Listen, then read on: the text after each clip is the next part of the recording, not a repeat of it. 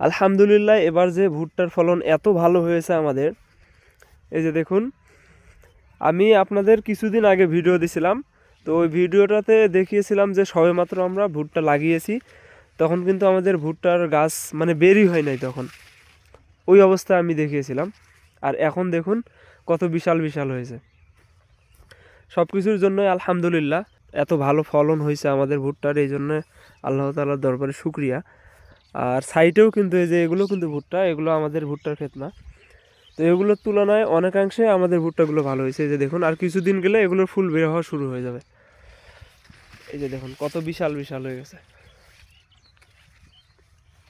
আর এটা এবার আমরা একটা নতুন জাতের ভুট্টা লাগিয়েছি, জানি না কীরকম ফলন হবে। আগে যে জাত লাগিয়েছিলাম ওগুলোর তুলনায় ভালোই হওয়ার কথা।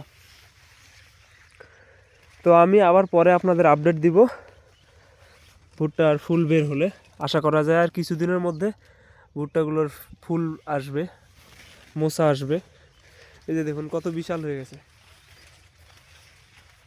এখানে চারদিকেই ভুট্টা, তবে আমাদের ভুট্টাগুলো অনেক ভালো হয়েছে।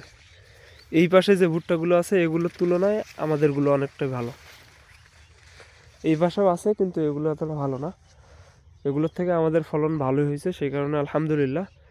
তো পরবর্তীতে আমি আপনাদেরকে আরও আপডেট জানাবো।